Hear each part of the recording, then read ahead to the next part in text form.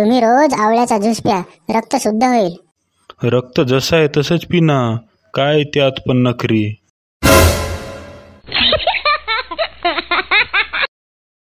एवढे कमी मार्क?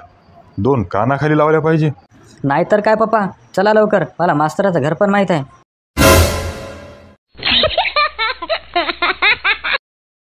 आजकाल खूपच उदास असतेस. आजारी आहेस का? डॉक्टराकडे जाऊन येऊ. कालच जाऊन आले. ते म्हणाले दसरा दिवाळी आली, रक्तामध्ये शापूंची कमी आहे, 2-4 मॉलमध्ये जाऊन या, खरेदी करा, वातावरण बदललं की आपोआप ठीक व्हाल.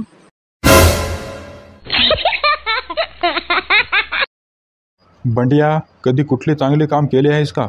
हो ना गुरुजी, एक आजोबा हळूहळू आपल्या घरी चालले होते. मग मी त्यांच्या मागे कुत्रा सोडला, ते लवकर घरी पोहोचले.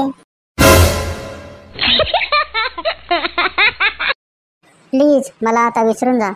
इथं आंघोळ करताना साबण लावायला विसरतो, तर तू काय चीज आहेस?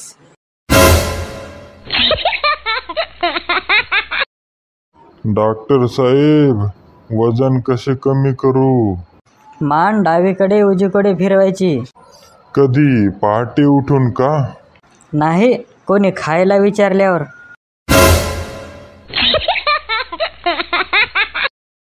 अहो, मी कशी दिसते?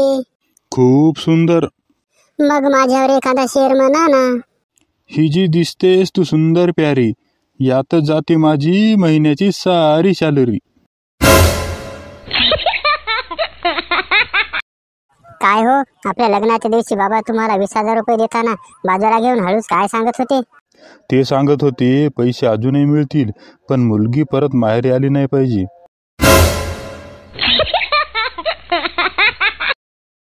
लग्नापूर्वी तुमचे डोके कोण दाबून देत होते, सांगा ना गडे.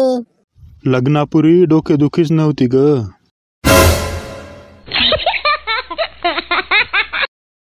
अहो, कुठे चाललात? चाललो मी जीव द्यायला. मी पण येणार. कशाला? मला तुमच्यावर बिलकुल भरोसा नाही. बंड्या, सांग बरं, मुंग्यांचा आपल्याला काय फायदा होतो?